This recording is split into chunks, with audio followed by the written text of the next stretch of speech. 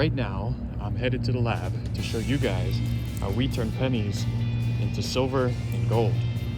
Well, not really silver and gold, but plated in zinc and brass.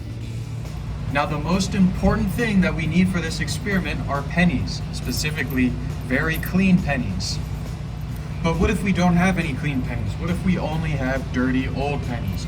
Well, it's really easy to clean up pennies using vinegar, salt, and buffing with baking soda. Now, all we have to do is add our pennies to a container, add in any type of vinegar, along with some salt, and then give that a mix.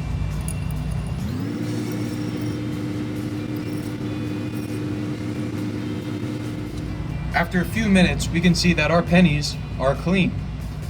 Now we want to take them out of the vinegar and put them into some water just to make sure we get all the vinegar off of it. The way this works is that the vinegar and the salt work together to dissolve the oxide that's on the surface of the pennies, making them look cleaner. After we wash off all the vinegar, I like to add a little bit of baking soda that we can use to clean up the pennies a little bit more. You can think of these little particles of baking soda as tiny brooms that sweep away all the stubborn dirt that's on the surface of the pennies.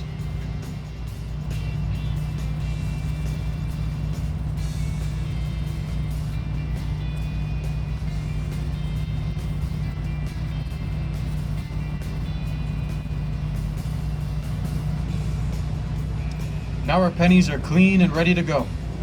Here I have a crystal of zinc sulfate. We're going to add this to a beaker and dissolve it in water to give us a solution full of positively charged zinc ions. To dissolve it quicker, we're going to increase the temperature of the solution. After some time, everything is dissolved and we can go on to the next step, which is adding zinc metal. This zinc metal is going to make a sort of bed for the copper pennies to sit on. So we're going to make sure to spread it evenly along the bottom of the beaker. Now I'm going to keep heating this up until it reaches a light boil. So now I have a very light boil going, and at this point, we can begin to add our pennies. And we want to make sure that when we add the pennies, they're in contact with the zinc.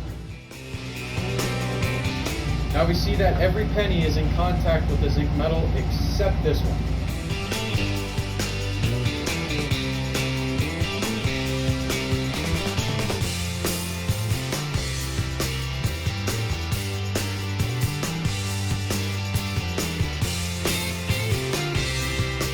Here's our solution cooled down, and you can see we have some nice silver pennies. The first thing we want to do though is wash them off. Make sure to get all the zinc sulfate solution off of them. And of course we have our one penny that was not in contact with any zinc metal and failed to produce a coating. So what's going on here? Why are these pennies turning silver? And why is the one that wasn't touching any zinc not turning silver? Well, it has to do with the reactivity of zinc and copper. Zinc is more reactive than copper. Because of this, under the right conditions, zinc can actually give up its electrons to copper. And that's exactly what's happening in our beaker. The zinc and copper are in contact with one another, and zinc is constantly giving its own electrons to copper, giving copper a negative charge. So remember when we were first making the solution, we added zinc sulfate. When that dissolves, it produces positively charged zinc ions. So you have a negatively charged copper penny and positively charged zinc ions floating in the solution. So what happens? They're attracted to one another. Let's illustrate this. So here I have some atoms of copper. Pretend this is the surface of our penny. And remember, the surface of our penny is negatively charged. And here in my hand, I have some positively charged zinc ions. Because the copper and the zinc have opposite charges, there's an attractive force between the two. And so when the zinc gets close enough, it coats the copper.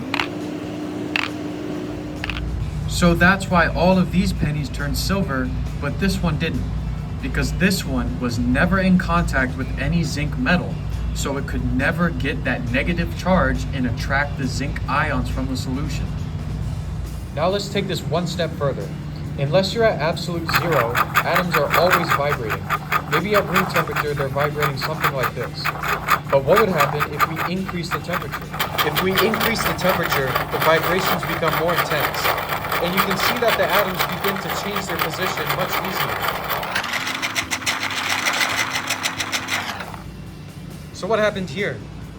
Instead of having one layer of zinc on the surface of the copper, we actually mixed the zinc and the copper together.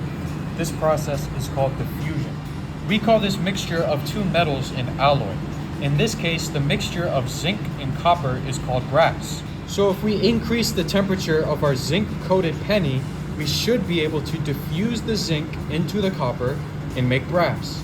The hot plate is set to its maximum temperature, and we're going to add the zinc-coated penny to the surface.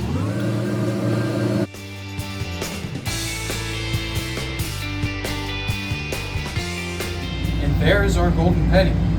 Now once the brass is formed, we want to take it off the heat and cool it down in some water. So, there we go.